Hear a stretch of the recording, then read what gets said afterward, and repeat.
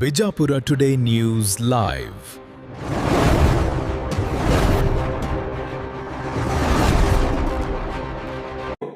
ನಾವು ನಮ್ಮ ಬಯಲಾ ಪ್ರಕಾರ ಚುನಾವಣೆ ಮಾಡೋಣ.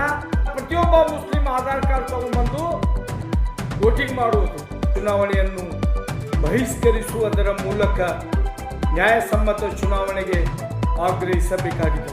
ಇದು ಯಾವ ಬಯಲಾದಲ್ಲಿದೆ? ಇದು ನಿಗದಿಪಡಿಸಿದವರು ಯಾರು? ಇದು ಜನರು ಹಂಚಿಗೆದ್ದು ಕೆಲವು ಜನರನ್ನು ಹಿಡಿದು ರಿಜಿಸ್ಟರ್ ಮತ್ತು ಫಾರ್ಮ್ಗಳನ್ನು ಅಂದಿನ ಚುನಾವಣಾಧಿಕಾರಿ ನಿಸಾರ್ ಅಹಮದ್ ರವರು ಇದಕ್ಕೆ ಮಾನ್ಯತೆ ಕೊಡಲಿಲ್ಲ. ಜನವರಿ 14ರಂದು 2026 ಆದೇಶ ಮಾಡಿ ಸದಸ್ಯರ ನೋಂದಣಿ ಕಾರ್ಯ ಮಾಡಲು ತಿಳಿಸಿದರು. ನೋಂದಣಿ ಮಾಡಿಕೊಂಡು ಅಲ್ಲಿಯಷ್ಟು ಆದಷ್ಟು ಬೇಗ ಚುನಾವಣೆ ಮಾಡಿ ಅಂತ ಅವಾಗ ಮಾಡಿದ್ದರೂ ಸಹ ಔದ್ರಾಮ್ ತನ್ನ ಮನಸ್ಸಿಗೆ ಬಂದಂತೆ ಚುನಾವಣೆ ಕಾರ್ಯ ಮಾಡುತ್ತಿದ್ದಾರೆ. ಈ ಅಕ್ರಮ ಚುನಾವಣೆ ಯಶಸ್ವಿ ಆಗುವುದಿಲ್ಲ.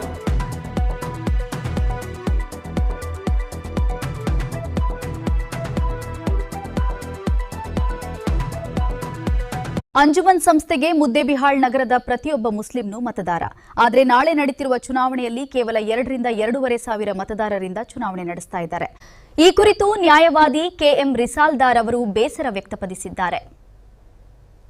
ಮುದ್ದೇಬಿಹಾಳ್ ಮುಸ್ಲಿಂ ಯುವ ಜನರಲ್ಲಿ ವಿನಂತಿಸುವುದೇನೆಂದರೆ, ಮುದ್ದೇಬಿಹಾಳದಲ್ಲಿ ನಡೆಯುತ್ತಿರುವ ಅಕ್ರಮ ಅಂಜುಮನ್ ಚುನಾವಣೆಯನ್ನು ಬಹಿಷ್ಕರಿಸುವುದರ ಮೂಲಕ ನ್ಯಾಯಸಮ್ಮತ ಚುನಾವಣೆಗೆ ಆಗ್ರಹಿಸಬೇಕಾಗಿದೆ.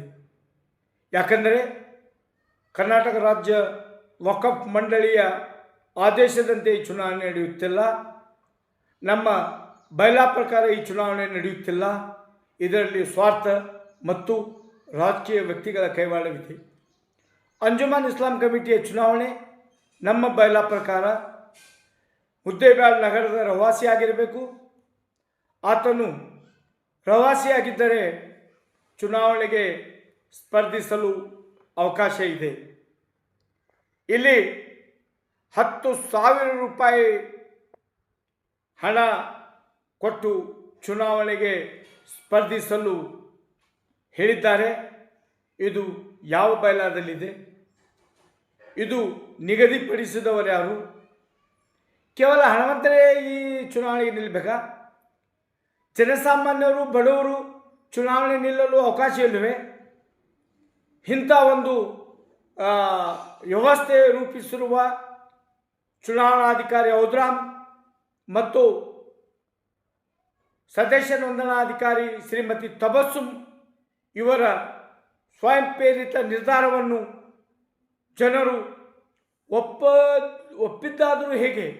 ಸರ್ಕಾರ ಒಪ್ಪುವುದಾದರೂ ಹೇಗೆ? ಅದರಲ್ಲಿ ರಜಾ ದಿನಗಳು, ರವಿವಾರ ಬಿಟ್ಟು ಸೋಮವಾರ ಚುನಾವಣೆ ಮಾಡಿದ್ದಾಕೆ? ಈ ರೀತಿ ಹಲವಾರು ಪ್ರಶ್ನೆಗಳಿವೆ. ದಯವಿಟ್ಟು ನಾವು ನಮ್ಮ ಬಯಲಾ ಪ್ರಕಾರ ಚುನಾವಣೆ ಮಾಡೋಣ. ಮುಸ್ಲಿಮರೆಲ್ಲರೂ ಸೇರಿ ಮುದ್ದೇಬಿಹಾಳದ ಪ್ರತಿಯೊಬ್ಬ ಮುಸ್ಲಿಂ ಆಧಾರ್ ಕಾರ್ಡ್ ತಗೊಂಡ್ಬಂದು ವೋಟಿಂಗ್ ಮಾಡುವುದು.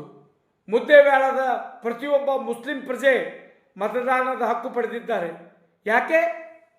ಕೆಲವು ಜನ 2,200 ಚಿಲ್ಲರ್ ಮತದಾರ ಇಷ್ಟೇ ಮುದ್ದೇಬಿಹಾಳದವರ, ಬೇರೆಯವರು ಇಲ್ವಾ? ಸುಮಾರು 10,000 ಜನ ಮುದ್ದೇಬಿಹಾಳದವರಿದ್ದಾರೆ. ಅವರೆಲ್ಲರೂ ಮತದಾನ ಮಾಡಬೇಕು. ಆಧಾರ್ ಕಾರ್ಡ್ ಮುತಾಬಿಕ ಮತದಾನ ಮಾಡೋಣ. ಎಲ್ಲರೂ ಯಾರು ಬೇಕೋ ಅವರು ಸ್ಪರ್ಧಿಸಬಹುದು. 500ರಿಂದ 1,000 ರೂಪಾಯಿ ಡಿಪಾಸಿಟ್ ಕೊಟ್ಟು ಚುನಾವಣೆ ಸ್ಪರ್ಧಿಸಬಹುದು. ಅದೇ ನಮ್ಮ ಬೇಡಿಕೆ. ಎಲ್ಲರ ಹಕ್ಕ ಇದೆ. ಎಲ್ಲರೂ ಸೇರಿ ನಮ್ಮ ಪ್ರತಿನಿಧಿಗಳನ್ನು ಆಯ್ಕೆ ಮಾಡೋಣ. ಯಾಕೆ ಮಾಡಬಾರ್ದು? ನಿಜ ಹೇಳಬೇಕಂದ್ರೆ ನಮ್ಮ ಹಿರಿಯರು ಚುನಾವಣೆ ಅಲ್ಲದೆ ಅವಿರೋಧವಾಗಿ 25 ಜನಗಳನ್ನು ಆಯ್ಕೆ ಮಾಡುತ್ತಿದ್ದರು. ಅದು ಸುರಳಿತವಾಗಿತ್ತು. ಇಂದಿನ ಚುನಾವಣೆ ಪರಿಸ್ಥಿತಿ ಏನಾಗಿದೆ, ಏನು ನಡೆಯುತ್ತಿದೆ, ಯಾರ್ಯಾರು ಸ್ಪರ್ಧಿಸಿದ್ದಾರೆ, ಇವೆಲ್ಲ ನೋಡ್ಬೋದು. ಇದರಲ್ಲಿ ಸ್ವಾರ್ಥ ಇದೆ. ಸ್ವಾರ್ಥದಿಂದ ನಾವು ಹಾಳಾಗುತ್ತಿದ್ದೇವೆ. ನಾವೆಲ್ಲರೂ ಈ ಬಾರಿ ನಾವು ಸಂಘಟಿತರಾಗಿ ಎಲ್ಲರೂ ಸೇರಿ ಎಲ್ಲರೂ ಮತದಾನ ಮಾಡುವುದರ ಮೂಲಕ ಮುದ್ದೇಬಿಹಾಳ್ ಅಂಜುಮನ್ಗೆ ಜನಪ್ರತಿನಿಧಿಗಳು ಆಯ್ಕೆ ಮಾಡಬೇಕು. ಅದಕ್ಕೆ ಎಲ್ಲರೂ ಸಾಥ್ ನೀಡಬೇಕೆಂದು ವಿನಂತಿಸುತ್ತೇನೆ. ಈ ಹಿಂದೆ ಹುಸೇನ್ ನೈಕೋಡಿಯರವರು ಎನ್ರೋಲ್ಮೆಂಟ್ ಮಾಡಿ ಸದಸ್ಯರ ನೋಂದಣಿ ಕಾರ್ಯ ಮಾಡಿದ್ದರು. ಆ ಸಂದರ್ಭದಲ್ಲಿ ಅಕ್ರಮ ಮತದಾರರ ನೋಂದಣಿ ಕಾರ್ಯ ನಡೆಯುತ್ತಿದೆ ಎಂದು ಜನರು ರೊಚ್ಚಿಗೆದ್ದು ಕೆಲವು ಜನರನ್ನು ಹಿಡಿದು ರಿಜಿಸ್ಟರ್ ಮತ್ತು ಫಾರ್ಮ್ಗಳನ್ನು ಎಲ್ಲ ಜಪ್ತಿ ಮಾಡಿದ್ದು ಹಾಹಾಕಾರ ಉಂಟಾದಾಗ ಹುಸೇನ್ ನೈಕೋಡಿ ಅವರು ರಾಜೀನಾಮೆ ನೀಡಿ ನನ್ನಿಂದ ಕಾರ್ಯ ಆಗುವುದಿಲ್ಲ ಎಂದು ಹೇಳಿದರು. ಆಗ ಅಂದಿನ ಚುನಾವಣಾಧಿಕಾರಿ ನಿಸಾರ್ ಅಹಮದ್ ರವರು ಇದಕ್ಕೆ ಮಾನ್ಯತೆ ಕೊಡಲಿಲ್ಲ. ಹೊಸ ಸದಸ್ಯರ ನೋಂದಣಿಗಾಗಿ ಜಿಲ್ಲಾ ವಕಫ್ ನೋಂದಣಾಧಿಕಾರಿಗೆ ಜನವರಿ 14ರಂದು 2026 ಆದೇಶ ಮಾಡಿ ಸದಸ್ಯರ ನೋಂದಣಿ ಕಾರ್ಯ ಮಾಡಲು ತಿಳಿಸಿದರು. ಅದೇ ರೀತಿ 8 ಜುಲೈ 2026ರಂದು ಚುನಾವಣಾಧಿಕಾರಿ ಔದ್ರಾಮ್ ರವರ ನೇಮಕ ಮಾಡಿದಾಗ ಸಹ ಆದೇಶದಲ್ಲಿ ಸ್ಪಷ್ಟವಾಗಿ ಉಲ್ಲೇಖಿಸಲಾಗಿದೆ, ಮತದಾರರ ನೋಂದಣಿ ಮಾಡಿಕೊಂಡು ಅಲ್ಲಿಯಷ್ಟು ಆದಷ್ಟು ಬೇಗ ಚುನಾವಣೆ ಮಾಡಿ ಅಂತ. ಆವಾಗ ಇವರು ಸದಸ್ಯನು ಮಾಡಿಕೊಳ್ಳದೆ ಚುನಾವಣೆ ಮಾಡುತ್ತಿದ್ದಾರೆ ಎಂದು ಗಮನಕ್ಕೆ ಬಂದಾಗ ಸಾರ್ವಜನಿಕರು ವಕ್ಫ್ ಮಂಡಳಿಗೆ ಈ ವಿಷಯ ಕುರಿತು ಗಮನಕ್ಕೆ ತಂದಾಗ ಅವರು 24 ಜುಲೈ 2026ರಂದು ಪುನಃ ಪತ್ರ ಬರೆದು ಈ ವಿಷಯದಲ್ಲಿ ಚುನಾವಣಾ ಕಾರ್ಯದಲ್ಲಿ ಸ್ಪಷ್ಟವಾಗಿ ಮತದಾರರ ನೋಂದಣಿ ಆಗಿದೆಯೋ ಇಲ್ಲೋ ಎಂಬುದನ್ನು ಔದ್ರಾಮ್ ಅವರು ಖಚಿತಪಡಿಸಿಕೊಂಡು ಜನವರಿ 14ರಂದು ಮತ್ತು ಜುಲೈ 7ರಂದು ಆದೇಶ ಮಾಡಿದ್ದಾರೆ. ಆ ಆದೇಶ ಪಾಲನೆ ಆಗಿದೆಯೋ ಇಲ್ಲವೋ ಎಂಬುದನ್ನು ಖಚಿತಪಡಿಸಿಕೊಂಡು ಶ್ರೀಮತಿ ತಬಸ್ಸುಮ್ ಈ ಕಾರ್ಯ ಸಮರ್ಪಕವಾಗಿ ಮಾಡಿದ್ದಾರೆ ಇಲ್ಲ ಎಂಬುದನ್ನು ಪರಿಶೀಲಿಸಿ ಮತದಾರರ ಪಟ್ಟಿಯನ್ನು ತೆಗೆದುಕೊಂಡು ಚುನಾವಣೆ ಮಾಡಬೇಕೆಂದು ಆದೇಶ ಮಾಡಿದ್ದರೂ ಸಹ ಔದ್ರಾಮ್ ತನ್ನ ಮನಸ್ಸಿಗೆ ಬಂದಂತೆ ಚುನಾವಣೆ ಕಾರ್ಯ ಮಾಡುತ್ತಿದ್ದಾರೆ. ಈ ಅಕ್ರಮ ಚುನಾವಣೆ ಯಶಸ್ವಿ ಆಗುವುದಿಲ್ಲ. ಯಾಕಂದರೆ ಕೋರ್ಟ್ ಆದೇಶ ಇದೆ. ಕೋರ್ಟ್ ಆದೇಶದ ಅನ್ವಯ ಈ ಚುನಾವಣೆ ವಿಫಲವಾಗುತ್ತದೆ.